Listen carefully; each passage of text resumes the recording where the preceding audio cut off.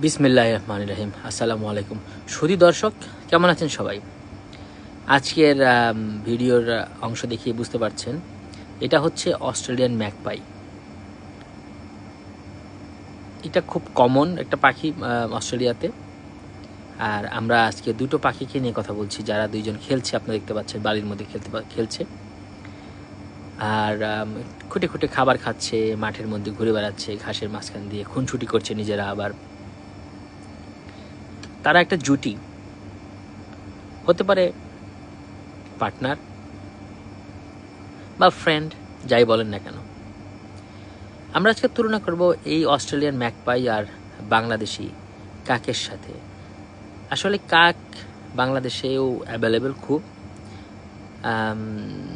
এইটা খুবই কমন বাংলাদেশে। কাকটা পাখিরই জাত, যদিও কখনো কেউ আমরা কাক পাখি বলি নাই, আমার মনে পড়ে না কখনো কাক পাখি বলেছি কিনা। যাই হোক, আজকে কাক আর এই ম্যাকপাইয়ের তুলনা করব। কাক এবং ম্যাকপাই দুইটাই, ম্যাকপাই বিশেষ করে আমি যতদূর জানি 25 বছরের মতো বাঁচে, কাকও হয়তো বা সেম। আজকে আসলে কাক এবং ম্যাকপাইয়ের এক্স্যাক্টলি ওরা কারা, সেই বিষয়টা নিয়ে আলোচনাটা আমার বিষয় না। আমার আজকের আলোচনার বিষয় হলো ওদের ক্যারেক্টারটা নিয়ে। আপনারা অনেকেই জানবেন হয়তো যে কাক বা ম্যাকপাই এরা, বিশেষ করে কাক, যদি তার পার্টনার মারা যায় কখনো সে দ্বিতীয়বার জুটি বাঁধে না, সে একাই থাকে। আর ম্যাকপাইয়ের বৈশিষ্ট্য হচ্ছে এরা যেটা করে, একটা সময় আসে, বছর একটা সময় আসে যখন আপনি যদি এই ম্যাকপাইগুলোর কাছে যান বা এরা যদি আপনার সংস্পর্শে চলে আসে, সে মাথার মধ্যে ঠোকর দেয়। ঠোকরা ঠুকরি এই অস্ট্রেলিয়ার ম্যাকপাইয়ের অভ্যাস। আর বাংলাদেশি কাকের যেটা অভ্যাস, সেটা হলো আপনি ওদের দিকে তাকাতেই পারবেন না, তাকালেই দেখবেন উঠে দৌড় দিছে, এই কোন দিকে যাবে দিশা পায় না। আর যখন তখন কি করে ওরা আপনার মাথায় এসে ঠোকর খুব কমই দেয়। ওরা যেটা করে মাথার মধ্যে গু করে দেয়, দেখবেন যাচ্ছেন কোথাও, পটাশ, কাজ হয়ে গেল। এত সুন্দর এইম, আপনি এটা ভাষায় প্রকাশ করতে পারবো না আমি। আর আপনারা যারা যারা ভুক্তভোগী তারা তো আছেনই। আর সত্য কথা বলতে কি, আমিও ভুক্তভোগী, ছোটোবেলায় অনেকবার হয়েছে। সো এদের এইমটা এত ভালো। এটা বাংলাদেশি কাক। আর ম্যাকপাই যেটা করে, যেটা বললাম, এরাও আপনার ওই যে ঠোকরাঠুকিটা করে একটু বেশি।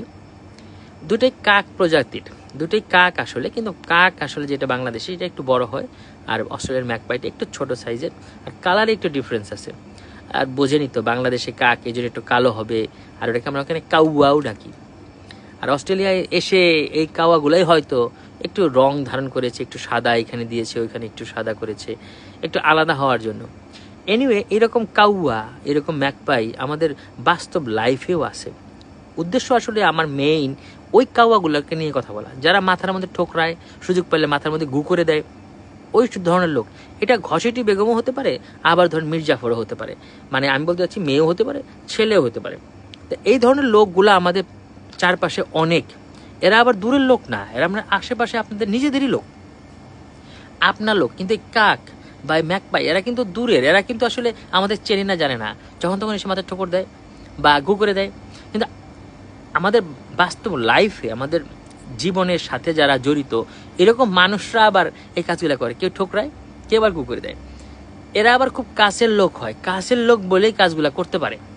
সো এদের থেকে দূরে থাকতে হবে, এদের থেকে আপনাদের নিজেকে দূরে রাখতে হবে, ফ্যামিলিকে দূরে রাখতে হবে, বাচ্চা কাচ্চাদের দূরে রাখতে হবে। যদি সুখী সমৃদ্ধ একটা জীবন চান, সামাজিক হতে পারে, পারিবারিক হতে পারে, অথবা রাজনৈতিক, যদি এগুলাকে মেনটেন না করেন, আপনার কপালে শনি আছে।